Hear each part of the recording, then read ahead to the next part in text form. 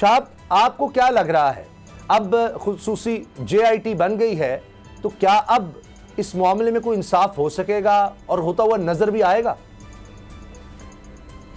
اسامہ بھائی دیکھیں، سب سے پہلے تو اگر ہم ماضی پر نظر دوڑائیں اور دیکھیں کہ ہمارے ملک میں کتنی JITs بنی، کتنی تحقیقات ہوئیں، کتنے نوٹسز لیے گئے، اگر ہم وہ سارے کیسز یہاں پر گنوانے بھی شروع کر دیں جو کیسز پاکستان کی قوم کو جھنجھوڑ چکے ہیں اور ان کا کیا منطقی انجام نکلا، تو یہ چیزیں تو ہمارے سامنے ہیں.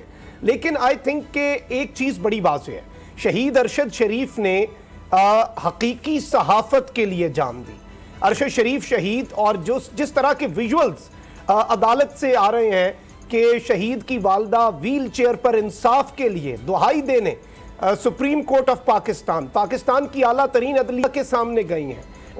انہوں نے جس طرح سے وہاں پر اپنا وہ جو ایک خط ہے وہ سپریم کورٹ کو دیا ہے، تو یہ ساری چیزیں، یہ ایک ٹیسٹ کیس ہے اور یہ نظام انصاف اور ہمارا جو ملک کا نظام ہے، اور اس سب کے اندر ایک چیز بڑی واضح ہے. دیکھیں، انصاف ہم بلا شبہ مایوسی کفر ہے اور ہمیں پر امید رہنا چاہیے، اچھے کی امید رکھنی چاہیے، لیکن اس سب میں قوم جو ہے، قوم کا بھی ایک بہت بڑا امتحان ہے، عدلیہ کا سب سے بڑا امتحان ہے. دیکھیں، یہ ایک ٹیسٹ کیس ہے اور یہ جو عدلیہ پر پاکستان کی قوم کا ایک اعتماد ہے. باہر کے ملکوں میں جب بات ہوتی ہے نا، کوئی کسی کے ساتھ زیادتی کرتا ہے تو اگلا شخص کہتا ہے I will see you in court، میں تمہیں عدالت میں دیکھوں گا. ہمارے ہاں کوئی کسی کے ساتھ ظلم کرے تو کہتے ہیں اگلے جہان دیکھیں گے.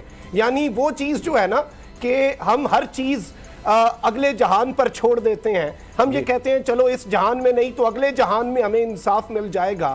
تو پھر منصفی جو ہے اس جہان میں ہم کس سے مانگیں، کسے وکیل کریں، کس سے منصفی چاہیں؟ تو یہ ساری چیزیں اب JIT بن گئی ہے اور فیکٹ فائنڈنگ ٹیم کی رپورٹ جو ہے، میں سمجھتا ہوں وہ ایک تازہ ہوا کا جھونکا ضرور ہے.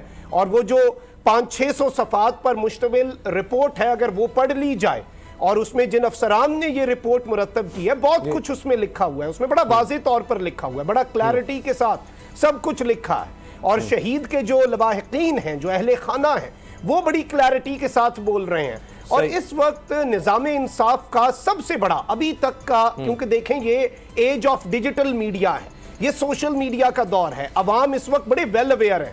اور اس سے پہلے بہت سے لوگوں نے کہا پچھلے 8 مہینوں میں کہ ہماری کیلکولیشنز مس کیلکولیشنز میں بدلی ہیں، ہمارے ایڈونچرز مس ایڈونچرز میں بدلے ہیں. تو یہ عدلیہ کے لیے میں سمجھتا ہوں ہماری معزز عدلیہ جس پر اعتماد پوری 22 کروڑ عوام کو ہونا چاہیے، ان کے لیے امتحان ہے. اچھا، اگر آپ کو یہ ویڈیو پسند آئی تو سبسکرائب کریں اور بیل پر کلک کریں.